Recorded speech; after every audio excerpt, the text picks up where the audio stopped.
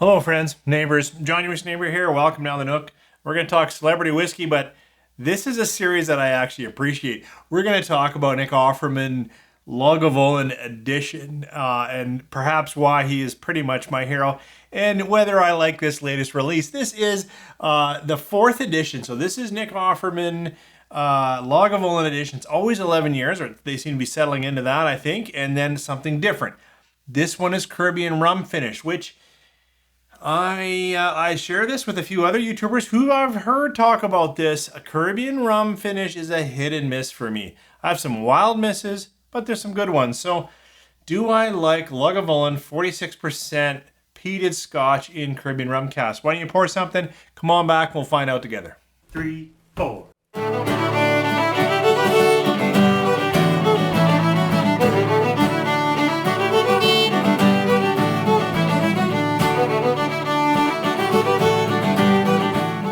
Well, thanks for coming back. As I alluded to in the opener, I would say the actor Nick Offerman is an absolute legend in the whiskey community, or at least in the areas I run in. Ever since he came out with, maybe I'll try to do a little short here. You know, he gets on the camera and he simply drinks Lagavulin for 45 minutes. Doesn't say anything, by a fire, enjoying some scotch. That is an absolute legend of a video, and I know when I shoot it, I would not get anyone watching, so I will not do it, but that is absolute legend. So ever since then, I'm like, yeah, okay, I like Nick Offerman a lot. But this is more about the scotch. Do we appreciate the scotch? And this is, 11 years old, 46%. Those are good things for Lagavulin. Right now, Lagavulin 16's gotten too pricey. Their 8-year-old's pretty good, but here we got a bit more age. We got a little more kick at 46, and it's not completely unaffordable. At least in my market here in Alberta, it's at a Costco for $100. That's like these days. That's not bad for what I hope is a quality Scotch. But in the end, it's got to taste good. It's probably colored. It's probably still filtered. Why? Because they don't tell us otherwise, and it's a big house that usually does those things. So it doesn't have the integrity bit, but it's got a celebrity behind it that clearly enjoys Scotch. They're not just sticking their face on something, so that's awesome. And they take us on a ride. I'll compare it later to this Charred Oak, see how that goes. But this is the Caribbean Rum Nick Offerman edition, 11-year-old Lagavulin Scotch. It's sweet. It's sweet like you'd expect a rum cask to be. Lots of light, maybe tropical fruits. Right away, though, some nice, good briny, peated, a little bit smoky, not a ton of smoke and not a ton of char, but I would say briny, seaweedy. Well, maybe that's too much. Maybe not seaweedy, but it's a little bit briny, a little bit mossy, and lots of sweetness. Tons of sweetness. Like I find Lagavulin a little bit sweet malt anyways, and now it's just got like really sweet orchard, but add a little bit of sweet, like a more pungent note, tropical. It's got to be from the higher sugar with that rum finish. Did I mention, I think it's 8 months finished in rum. Before that, it's its usual cocktail of barrels, probably ex-bourbon and ex-sherry. Oh, that's nice. Second or third nose in. I'm getting a few other layers in there to go with the sweetness. Some of that smoke came back, some of that smolder, some of that peat. So that helps because it was starting to run away in the sweet category. We got to get into this. Hope you got something in your glass. Sláinte. First sip is always like really not fair to the liquid, but I'm going to say it's a bit of a juxtaposition, a bit like the nose. I've got sweet, I've got sugar, I've got light, I've got fruit, tropical fruit, a bit indistinguished. I'm trying to chase a particular fruit, but I can't get her. And then quite a bit of almost drying peat. Like I've got the peat of Lagavulin, and then I've got the sweetness of the rum cask. It creates an almost light effect, but you can't have a light effect with peat. I better try another sip, Sláinte. Thank goodness a bit more of the richness came back in. I was gonna tend to talk to you about this is sweet and light and nice, and then full peat and finishes strong and hearty and huggy and smoky and briny. It's less briny in the palate than I was getting on the nose. I don't know why that was coming off the nose with you guys today, but it was. That's just how it goes.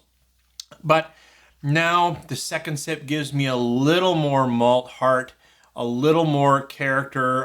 The wood can give some balance, not just, the end posts, the finishes, the after chars. I really want a Scotch like this to bring me right from nose through into a finish that I'm enjoying. This has a delightful nose. It's got a good finish, long finish, like you would expect a 46% Lagavulin to have. It's gonna talk to you almost the next day when you smell your empty glass. You'll be like, ooh, this is a gooder.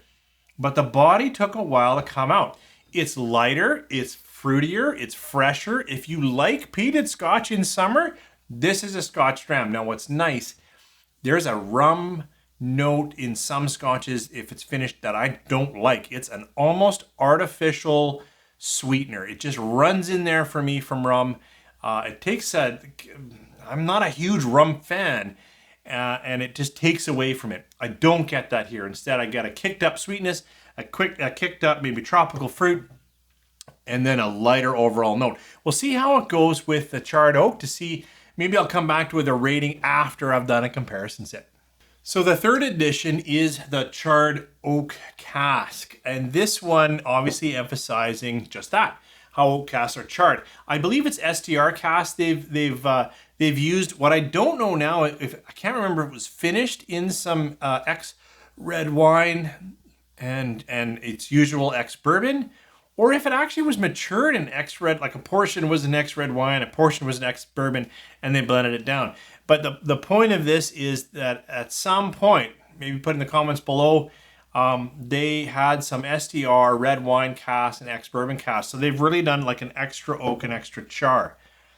11 years, 46%. Nick Offerman approved. On the nose.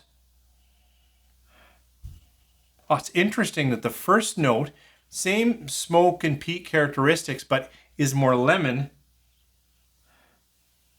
Whereas this just has a lighter fruit note to it. So I got a little more citrus on the nose. I thought I was going to get more char. Maybe as I'm digging into it, a little bit of red wine note. Just a little bit. And I don't think I haven't opened this. I opened it for this comparison. It's sitting on the shelf because I do enjoy it, but I haven't had a nip of it in at least, I don't know, probably a year.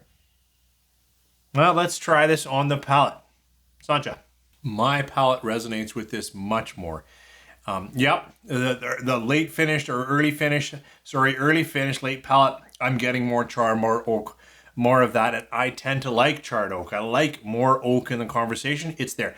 But I would say it's actually, when the sip hit my front palate, I'm starting to get into it, it had more depth of fruit, not sweeter sugar, but more fruit, maybe from that red wine, maybe more, so a little more character in with the malt. I better try another sip.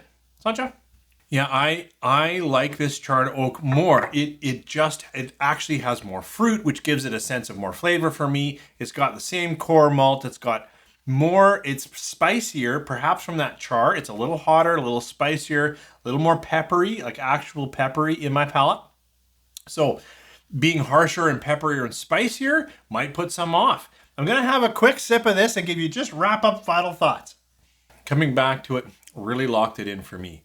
This is lighter, in some sense smoother. It's still a full peated dram. If you're not used to peat or don't like peat, don't buy this. But if you like peated dram, you're looking for a cleaner, smoother, much sweeter dram, this Nick Offerman rum cask would hit it. This is good, and I like it. Like I like these scotches, so I'm going to give them some big numbers. This is a 4-star scotch for me. If you put it in my comparison matrix, that's going to play pretty high because it's good and it's tasty. I enjoy it.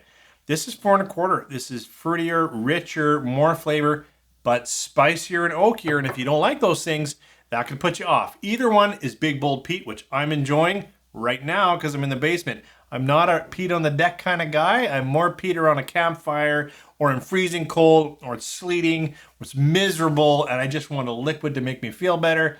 Peated Scotch takes me there. But if you're looking for a summer peat, I would say this one over this one. It's lighter, sweeter, easy to enjoy. Thanks for tuning in here once again. Sorry I'm a bit later on a Saturday, but life is life. I do this for fun. I hope you enjoyed it too. Cheers.